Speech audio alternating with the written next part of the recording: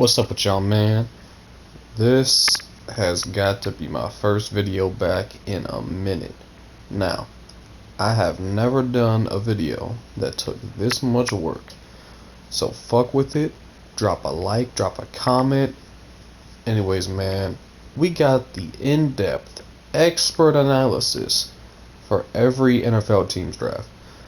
Now, I know what y'all are thinking. This series is about to be long as hell, and you're right, it is, because I spared no expense, okay? With the research and the preparation I put into this, I'm gonna bring the best possible breakdown to y'all that don't know what went on with the draft. Now look, the way this is gonna work is every team is gonna receive a grade A+ to F. Now, this grade is determined by both my opinion, on who they drafted and if it was a reach, if it was a steal, and the fans' reaction. On that team's Instagram, I went and looked at every one of these picks I talk about and see how the fans felt about it. Now, trust me, the fans, they'll let their teams know if they fuck up, okay? They keep it the realest. And look, I am not an expert, okay? All I know is the little amount of research I've done, and mostly what I've seen from other people who put in the time to research this and know a lot more than I do, okay? And especially once we get into like a later round pick, if I don't know a lot about them, I'm not gonna bullshit like I do. I'm gonna let y'all know ahead of time. So, anyways, man, let's get into it. The first team up, we got the Chicago Bears. Alright, so let's get it started. Grab some popcorn, have this playing in the background, whatever you gotta do. The Bears. The Bears are interesting, man, because they didn't have a first round pick. They had a pair of seconds, they had a third, and they had a lot in the later rounds. They snagged up 10 players, which is, yeah, that's a lot. So overall, I gave the Bears a B, and here's why. In the second round, with their first two picks, they took a pair of DBs, alright? They got Kyler Gordon, he's a cornerback from Washington, okay? And they got Jaquan Brisker from Penn State, he's a safety. Now, Gordon, he started all 12 games last year. He picked up 45 tackles, 2 picks, 7 passes defended. People were saying that Jaquan Brisker from Penn State, they say he was the leader of the defense. He was all over the field, man. He had 63 total tackles, 6 for a loss, 2 picks, 5 passes defended. Yeah, he was a problem last year. Alright, so both of them, they're solid. And the Bears had a fuck ton of needs, going into the draft, alright? They used both these picks on the secondary. I like it. I think the fans liked it too. They were really happy for Gordon, right? They were a little split, alright, on Brisker because they passed up on some wideouts, to take back-to-back DBs. I get it. But overall, I think the majority of the fans were still happy with both these picks, right? The way I see it, look, the Bears secondary is not what it used to be, right? So if you see 2 DBs as good as these two, you cannot pass up on that opportunity, right? So 2 for 2 so far, in my opinion, for the Bears. In the third round, right, they took their receiver, right? They took Velus Jones Jr. from Tennessee. This one was a little more heated, you know what I'm saying? A little more hate in the comments for this one. He's got some size to him, okay? He's 6 foot, 200 pounds. He's a good kick returner, right? And I'm guessing that was a big need for the Bears, right? That's a big reason they took him here. A couple problems, though. First of all, he's 25. Okay, he is 25 years old. That's rough. Now I'm not saying that it's the worst thing in the world. A lot of people have an extra year or 2 on them when they come out of college, and they can still get better, okay, when they get to the league. But he played 6 years in college, 4 for USC, and then 2 for Tennessee. I'm just wondering if he was really good enough, man. He would have came out a year ago, 2 years ago, and over these 6 years, right, he had 1,500 yards from scrimmage in total. Okay, that's rushing and receiving. From all of them 6 years he played, I'm guessing he must have been hurt a couple. I don't even know. But last year he put up 800 yards and 7 touchdowns in the SEC. Okay, so that's okay. There's something there. But me and the Bears fans were both questioning if this is the guy, right? If this is the receiver that they're putting all their eggs into his basket, basically, is what I'm saying. I'm not sure if this was the right move, okay? He could still pan out. He could end up shutting me up and being a great receiver for them, but I have my doubts. They didn't have a fourth round pick. In the fifth, they finally got an offensive lineman in the 5th round. Okay, offensive tackle out of Southern Utah.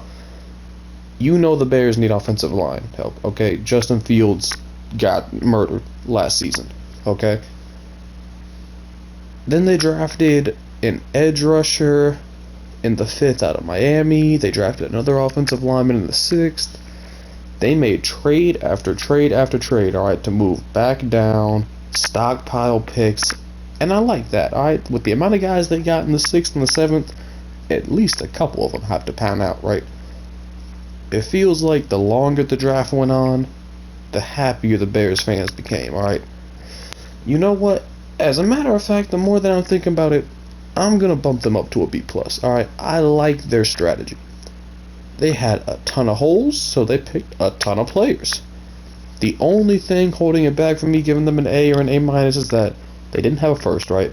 So they didn't get anybody from that top tier players. And the only receiver they took, which is a huge need on the team, is shaky. Alright?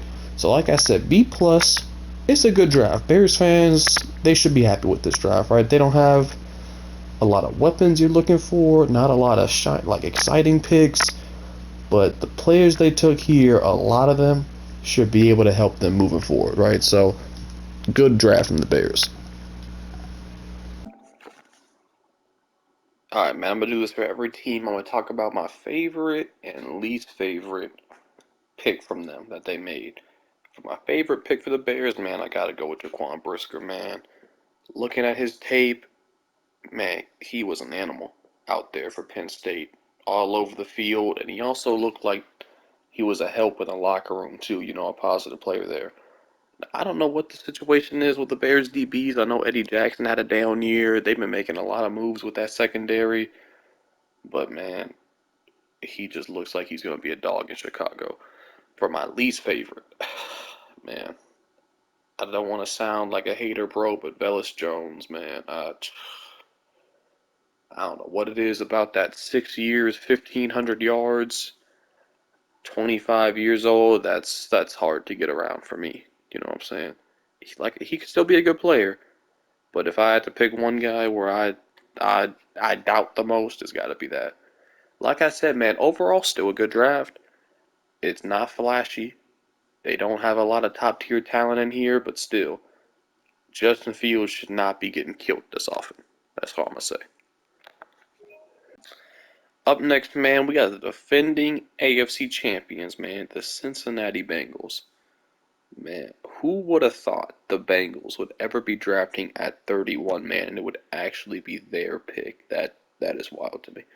Now look, they didn't make a whole lot of moves in this draft, right? They stayed near the end of the round, every round, that because that's where their picks were. And look, man, anyone who watched the Super Bowl knows their two biggest issues were the offensive line and their secondary. Joe Burrow got cooked and their DBs got burnt. They went out in free agency and they addressed the offensive line, right? They were, you get a contract, you get a contract, you get a contract. Anybody who could play offensive line in the NFL, they paid them because they were all better than what they had. Which means they left up their secondary to fill with the draft. Now look, with the first pick, at number 31 in the first round, they took safety Daxton Hill from Michigan. The fans loved it, and I have to agree with them here, man. Daxton played all 14 games for Michigan last year because they made the playoffs, and he picked up 69 total tackles along the way, right? Nice. 4.5 tackles for a loss, 8 passes defended, man. He's just so versatile. Everyone knows the Bengals need DB help, And Daxton Hill, man, he can line up at a number of spots. He can play nickel corner, free safety. He can line up on the outside if they need him to. Great pick here in the first round, man. Address the team need. Didn't even have to reach for it, man. Great pick, man. Great pick for the Bengals. And then you got their 60th pick, right, in the second round. They doubled down here, right? They took Nebraska cornerback Cam Taylor-Britt, all right? Two for two so far, all right, according to me and the fans. When you need help as badly as they needed help in the secondary, man, it makes sense to double dip here, right? He had 51 total tackles, right? 11 passes defended last year in the Big Ten. You'd love to see it. Pick 95, we see defensive lineman Zach Carter out of Florida here, all right? It looks like he has flexibility to move to the end as well as stay up in the middle. Huge year last year, to be honest, man. 11 and a half tackles for a loss, 7.5 sacks in the SEC. That's nothing to scoff at. He also, I mean, he played 36 games, all right, in his last 3 seasons, so he has a lot of experience. People are saying he has a really high floor. I gotta agree with them, man. His physical traits, his flexibility, it's a lot to be excited for. And I love the commitment to the defensive side of the ball so far, man. 3 out of 3, in my opinion. I mean, they spent the rest of their picks in the 4th, 5th, 6th, 7th. They got some offensive line help. All right, they got some special teamers. I can't lie, man. I really like the Bengals draft. It's not flashy, all right. They only drafted one offensive player, and it was an offensive tackle. But they came in with a mission, and they accomplished it as far as I'm concerned, man. I'm going to give the Bengals an A minus. All right, they didn't reach on anybody. They addressed the team needs, but I don't look at anybody they drafted outside Daxton Hill and see a super high ceiling. All right, I see a lot of high floors. All right, I see some good role players. And if you're drafting near the end of each round, like the Bengals are, bro, that's all you can ask for, to be honest.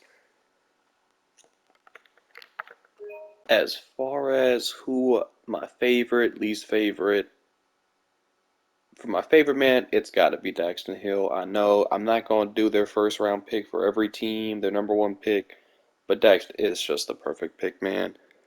He can line up different spots. If they don't end up bringing back Jesse Bates, he can be their franchise free safety for the next 10 years. It's a great pick, man. He has so much upside. And like I said, I like this. I love this draft. I don't think they reached on anybody. None of these guys were bad picks. If I had to pick one, maybe it's Zach Carter. But even then, his flaws aren't flaws that make you say, "Oh, he's a bust. He won't be able to play at the next level." I still think, even if he doesn't end up being their defensive tackle for the next 5 years, I think he'll play out his rookie contract. He can play up multiple possessions and he'll give them depth, man. So, W offseason for the Bengals, man. Their two biggest needs, they addressed them, and I definitely think they came out of this draft as winners, man. All right, man. Moving out of the Midwest, let's head to the only real team in New York, the Buffalo Bills. Look, man, similar to the Bengals and the Bears, they didn't make any huge moves, right, for any star players. They're a good team with a few holes. And in my opinion, like the Bengals, they filled those holes. With the 23rd pick in the first round, Bills Mafia welcomed Florida cornerback Kaiir Elam. Now look, I am not here to argue whether or not he is better than Andrew Booth Jr. What I do know is that he got 30 games worth of reps in against the best college receivers in the country in the SEC. We know the Bills needed a corner, and they took arguably the best corner available. An argument could be made that they needed Jermaine Johnson, the edge out of Florida State, more. But I still think this was the best pick they could have made. Bills fans weren't mad. I'd say about 10% of them wanted Jermaine Johnson, maybe Another 5% of them wanted Andrew Booth, but 85% were ecstatic. Man, this was a great pick. With the 63rd pick in the second round, they went with Georgia running back James Cook. Yes, Dalvin Cook's little brother. He played a huge role for Georgia's championship run last year, man. Putting up over 1,000 yards from scrimmage, 11 touchdowns. Man, the Bills made several good selections, but this is my favorite, man. A lot of Bills fans I saw earlier, they wanted them to move up to the top of the second round and take Breece Hall, right? They were going to have to give up probably, I don't know, a lot of later round picks to do that. But instead, let me tell you why I love this pick so much. This is the best of both worlds. They didn't have to trade up, and they stood right where they were, and they got arguably a better. No, not even arguably. He's the best receiving back in this class, man. Breece Hall was better overall, but if you're just talking about pure receiving back, third down back, coming out the backfield, running routes, it's James Cook, man. The best hands. He can just stay back there and give you probably 3.5, 4 yards of carry in the NFL, but that's not what they got him for. They needed a receiving back, right? Bro, the Bills fans were pissing and shitting and coming all over the comments for this guy, man. Look, which means they liked it less than me. Okay, if that's the case. This was an amazing pick, man. Uh, the perfect fit. The perfect fit, man. They're not going to ask him to do too much. He's going to be fresh every time they need him to get in the game. Giving Josh Allen a receiving back like this, that's deadly. A great pick for the Bills. Next up, we got. Now this was interesting. Okay, with the 89th pick, they got Baylor linebacker Terrell Bernard. Okay, this pick was a bit more controversial. A bit more cock slapping took place in the comments over this one. But I think it was mostly over ignorance, man. A lot of guys don't know who this was, but he was a beast last year at Baylor, man. He had multiple seasons in his career with over 100 tackles, okay? He had 12 and a half tackles for a loss last year and 7.5 sacks. He was the MVP of the Sugar Bowl, and he gives the Bills depth at linebacker here, man.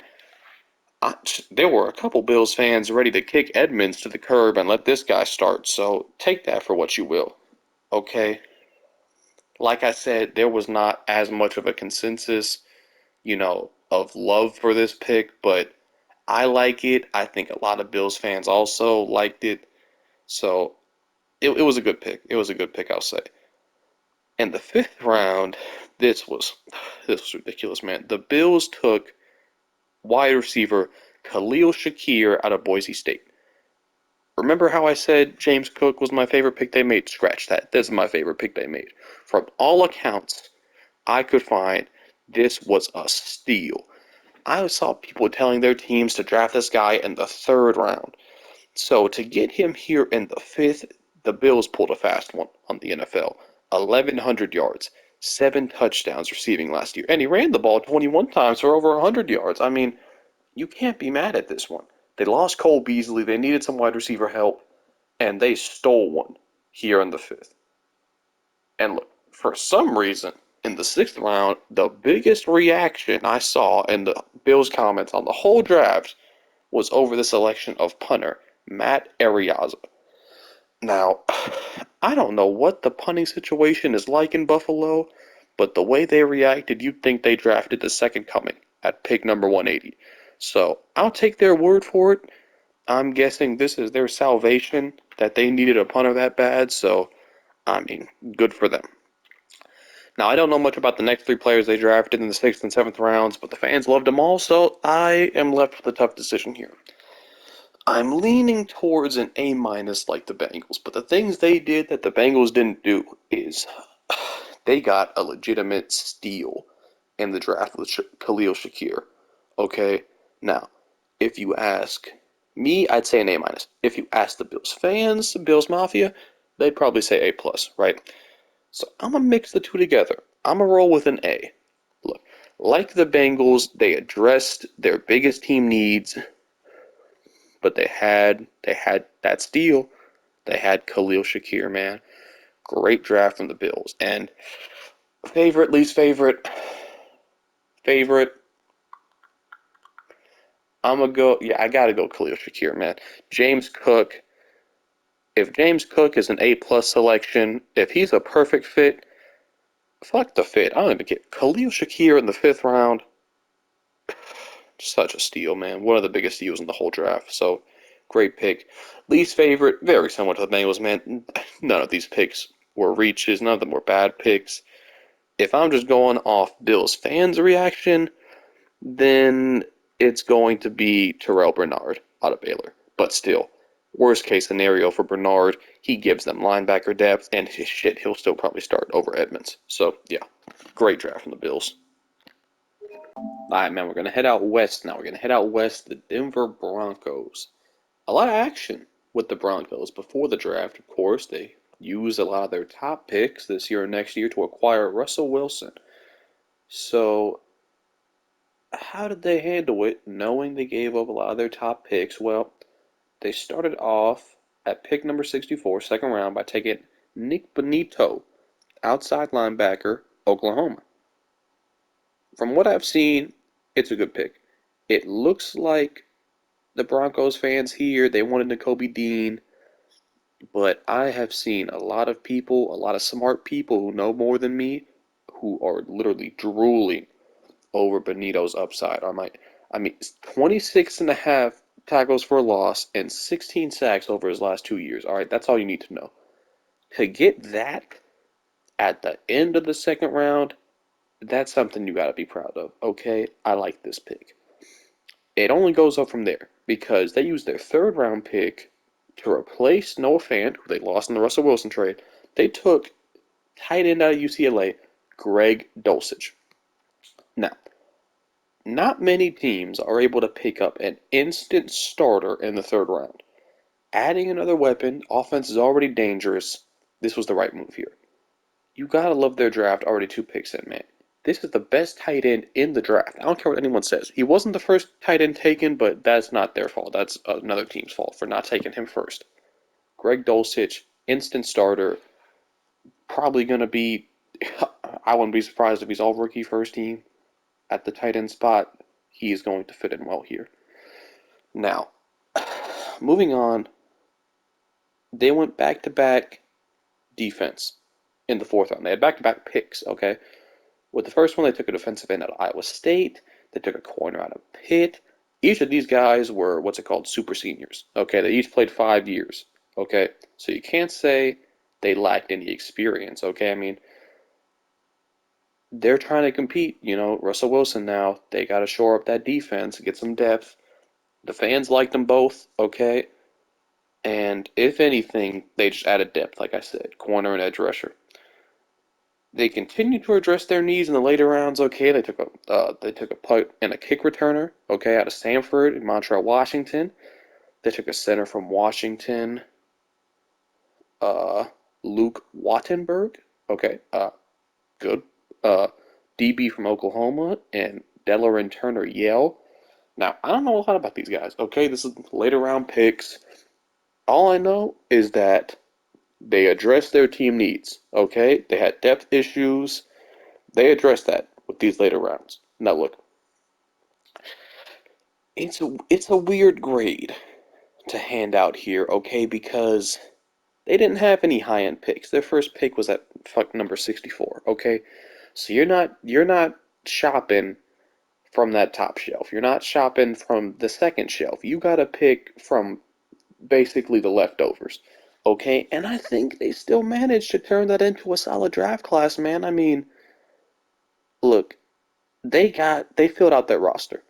Okay, when you make a trade like that for a top tier quarterback, you don't got a lot of time to get your shit together. Okay, so they did what they could here. They took the best tight end in the class with a 3rd round pick. They did pass on to Kobe Dean, but I think every team in the NFL passed on to Kobe Dean at least twice. Okay, their later round picks, they're kind of underwhelming, I'm not going to lie. I gave the Broncos a B.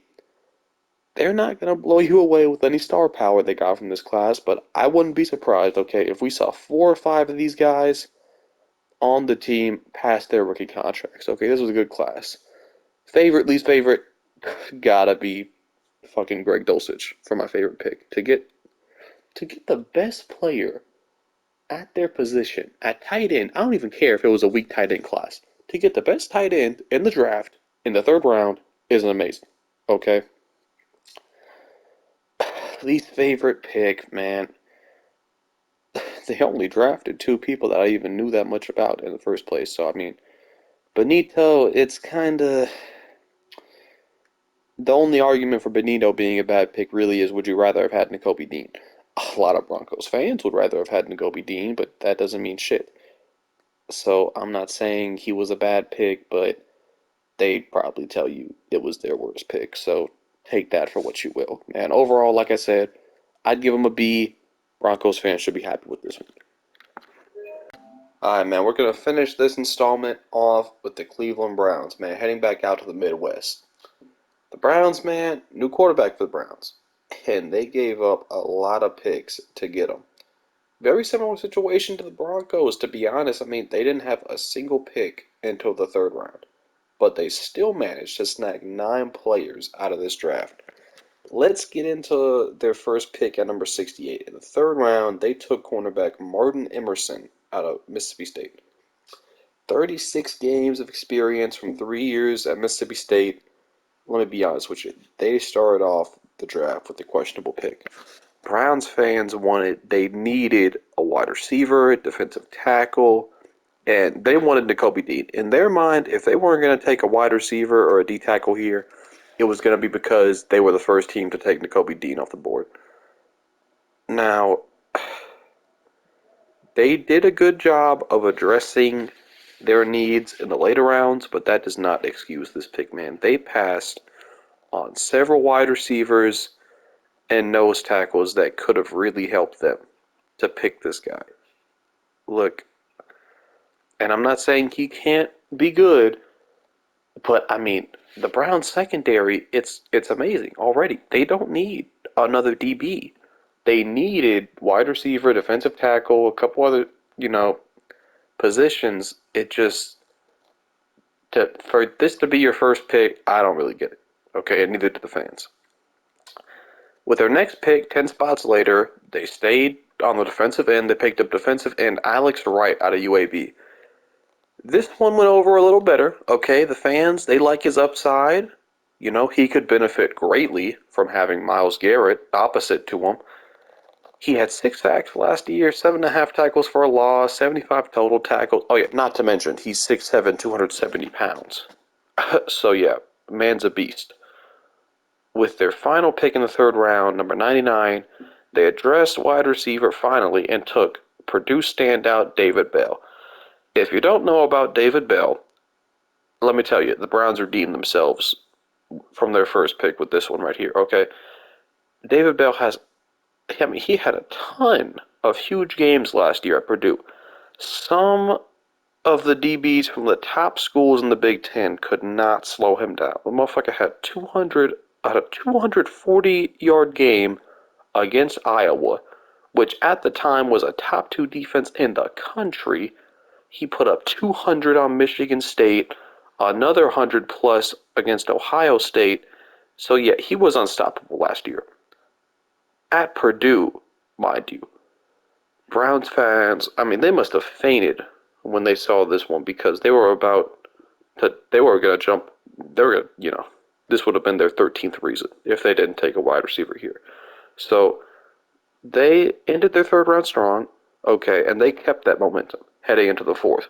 Perrion Winfrey had one of the biggest falls in the draft, and the Browns were able to snag him at number 108. That Browns fans might as well have thrown a parade over this one, okay? Their defensive tackles could not get to the quarterback last year. And if there's one thing Perrion Winfrey can do, it is get to the quarterback. Let me tell you.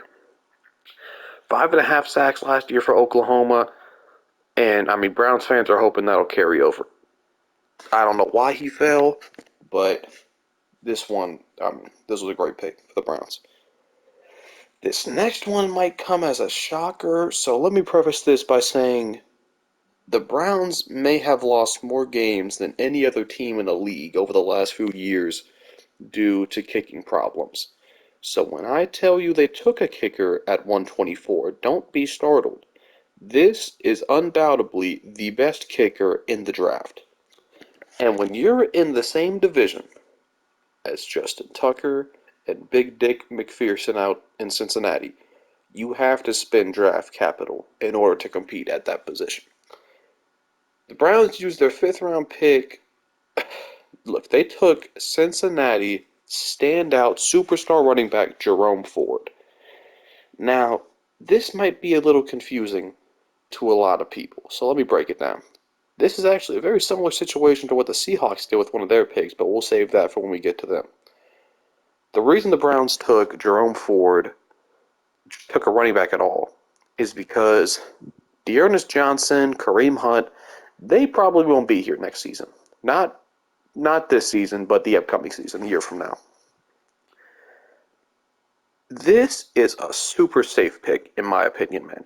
All I gotta say, 1,500 total yards, 20 total touchdowns. I don't want to hear anything about the level of competition he played at Cincinnati because he used to play for Bama. Only reason he transferred from Bama is because Najee Harris was that dude. And when he took off, Jerome Ford transferred, and when they ended up playing Bama this year in the playoff game, he averaged 5 yards a carry. So I don't want to hear it. If Nick Chubb or Kareem Hunt goes down this season, Jerome Ford can step up. If they switch things up next year, I'm confident he can be a staple in their running game. They drafted another receiver in the 6th round, a couple more players in the 7th, but their draft really revolves around these first 6 picks. They didn't make their first pick until the fucking 3rd round, man. And they still made the most out of what they had. Harry and Winfrey, that's a steal. Unarguable. I'm going to give them a B+. They didn't get any top-tier talent, obviously, because there wasn't any left. Their top picks were used for Deshaun Watson. And to not pick until the 3rd round and to pull away this much, it's impressive. They don't get an A+ because their first pick, that to take a cornerback there, I'm not really sure what they were doing. I don't think David Bell solves all their wide receiver troubles. But still, Browns fans gotta be happy with this one, man, because they made the best out of their draft. They filled some holes. Favorite, least favorite pick here. It could be Perrion Winfrey, definitely, because he was a steal, but I gotta go David Bell, man. To be at Purdue, to see a wide receiver at Purdue killing fucking Michigan State, Iowa, Ohio State, that was just so fun to see. And I don't know how many guys are going to take targets away from David Bell, to be honest. Browns don't got a whole lot there right now. So, actually, DeMar Cooper, okay. But still, David Bell, he should get a lot of opportunities. So I like that pick. As far as my least favorite pick, yeah, it's got to be the quarterback in the 1st round. I don't know what they're doing. He could end up being a very solid player, but if there was one spot on the team besides quarterback that I would have said, you're good, we don't need anybody here, it would have been their secondary. So, yeah, that was questionable, to say the least. But anyways, guys, thank you so much for making it to the end of the video right here. As you could guess, this video took hours to write the script, research, and we still got 27 teams to go. Oh, God. Subscribe if you're new. Like and comment if you enjoyed the video. We're going to get part 2 out soon. Thank you so much for watching, guys. I appreciate y'all. Stay tuned for the next one. Peace.